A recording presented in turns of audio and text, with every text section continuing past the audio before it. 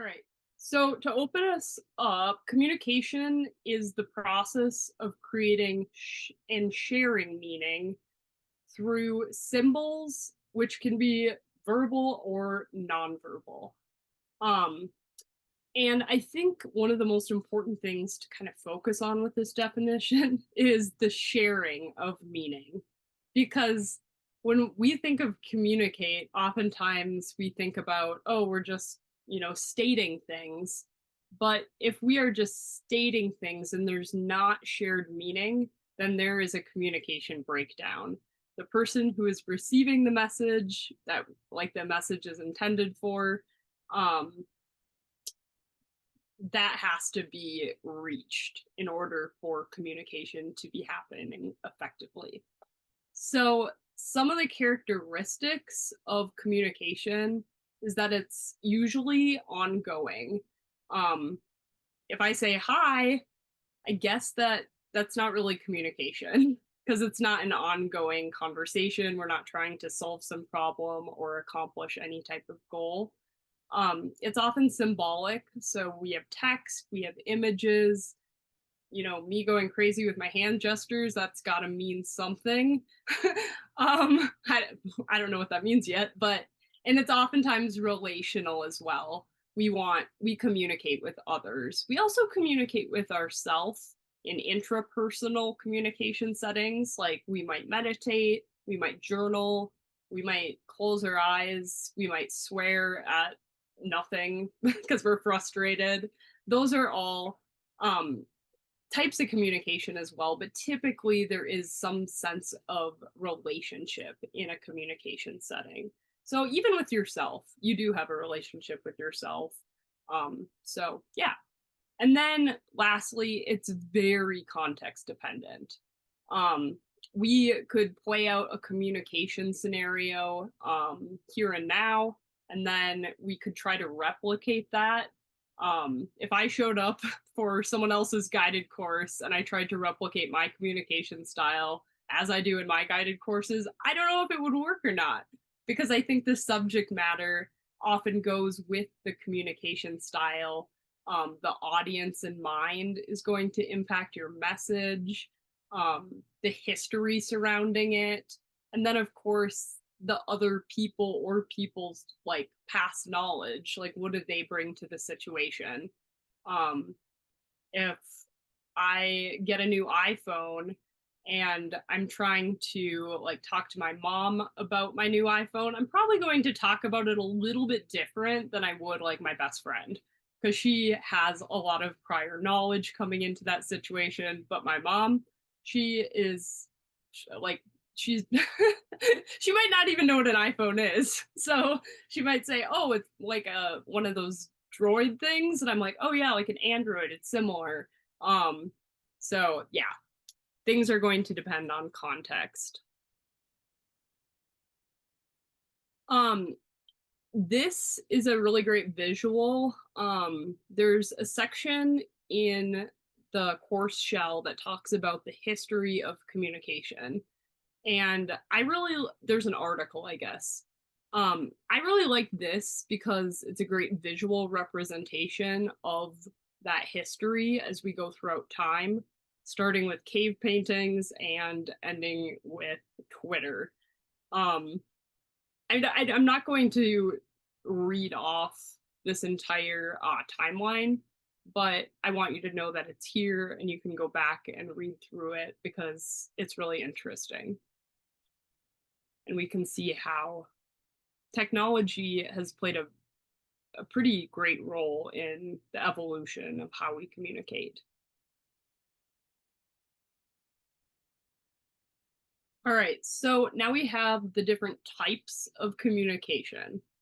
So, like I mentioned, if I'm journaling, if I'm processing something internally, that would be intrapersonal.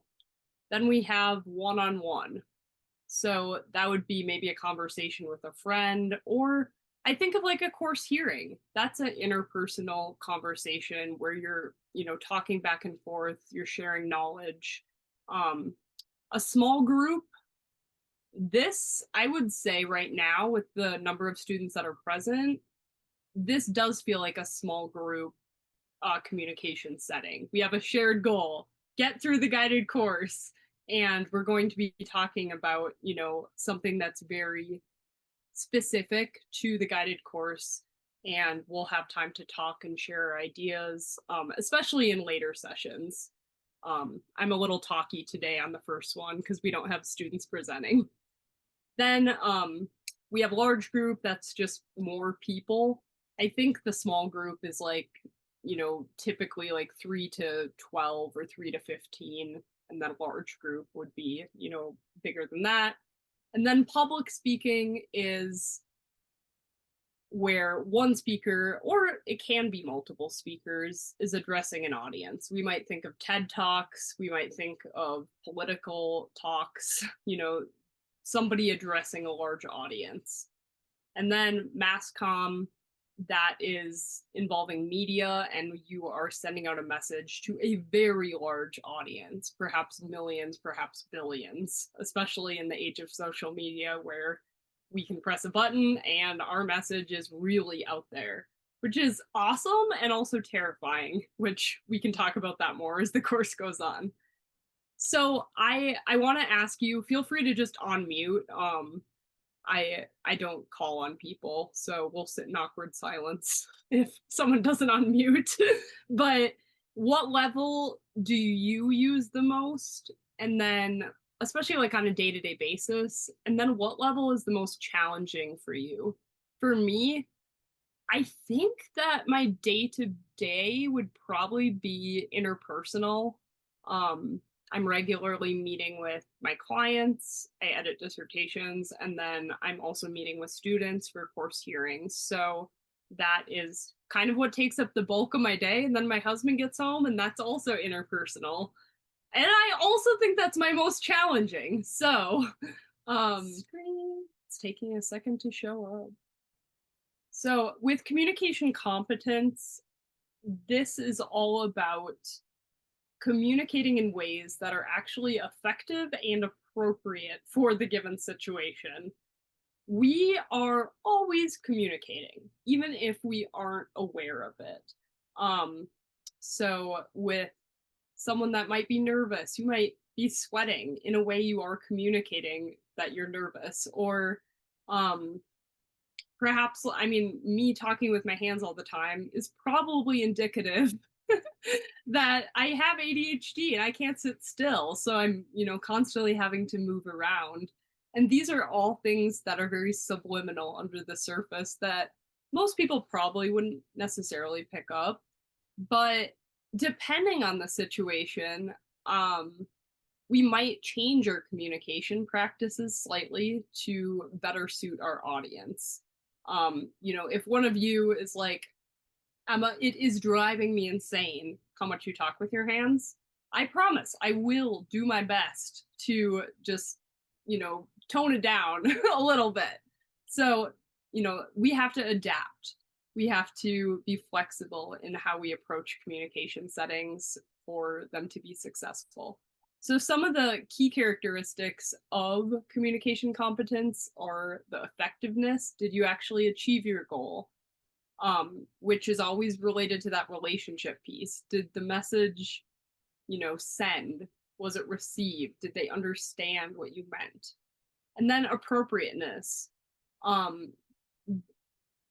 Depending on what context you're in, there may be, you may want to cover up more. You may want to talk quieter, or you may organize your speech differently, just depending on what culture you're giving the speech to, what age. If I'm giving a speech to preschoolers, I'm probably not going to stand up in front of them all because that might be scary and intimidating. Let's sit in a circle and talk about this. So there's a lot of things that are different just based on that context. The adaptability we already talked about. It's important to be flexible. And then I think at the base of a lot of successful communications is empathy, which is trying your absolute best to understand someone else's perspective. And I actually realized very recently that there's a difference between compassion and empathy. So although It says empathy on the screen. I would say perhaps compassion. If you are the type of person that um, is very impacted by other people's emotions, you are an empath. And sometimes that can actually be really hard on you cognitively and emotionally. With compassion, that is understanding someone else's emotions and understanding their experience to the best of your ability, because obviously we can't fully understand each other's experiences. And then seeing it, but not taking it home with you. Um, this is really important in professions. Like if you were a therapist, you would want to be compassionate, but perhaps not so empathetic that you're carrying everyone else's, negative emotions and situations that you hear all day. And then lastly, self awareness. I think it's really important to constantly reflect and recognize how you impact other people, because every communication that we have with other people as we go throughout our days, we have the ability to impact other people. And that's really powerful, but it's also a big responsibility. We want to do good in the world. We want to leave, communication settings in a way that we have this shared message. We both feel understood and seen and heard. So that's all really important.